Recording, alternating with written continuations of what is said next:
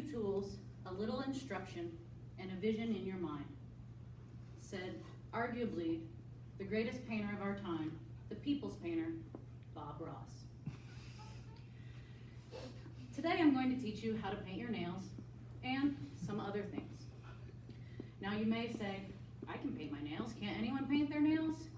But as with anything, there's a right and a wrong way to do something.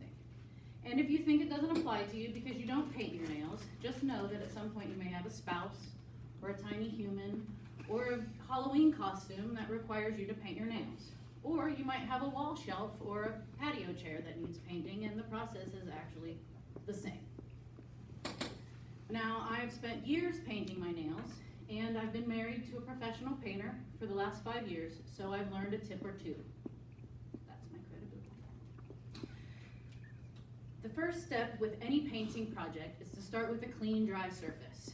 Whether you have a slab of wood or your fingernails, you'll want to get rid of any dirt, grime, and residue.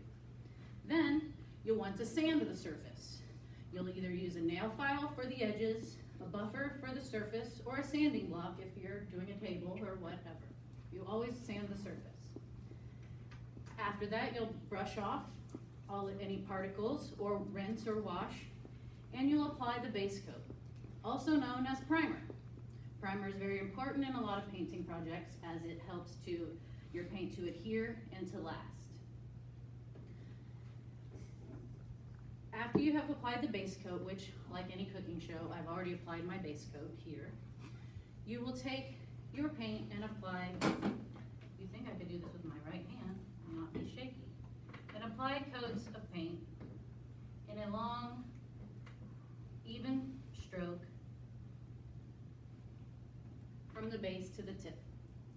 After you've applied your coat of paint to all of your nails, you let it dry completely.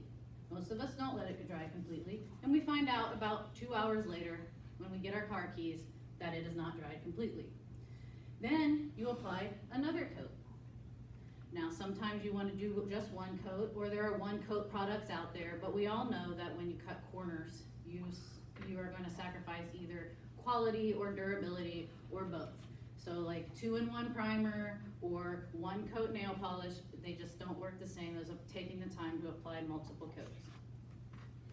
And after you've applied your coats, you're going to, and let them dry, you're going to apply your top coat. This is important because it seals it in, and if you are painting your nails, you're applying this top coat. If you're doing a shelf, you'll put poly on it, whatever you need to make it shiny and durable and lasting. After you're finished, cooking show, pulled out my casserole, and it's good. After you're finished, and you think, now I'm almost done, but you're wrong. Now you're about halfway done, because according to Tom Petty, what is the hardest part? Waiting. The waiting.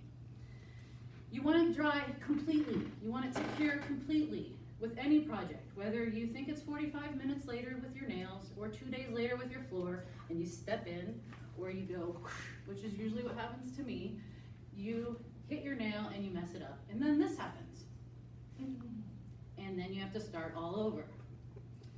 So, for any good manicure or painting project, you're going to want to have a clean, dry surface, prime it, paint it, seal it, and most importantly, let it dry.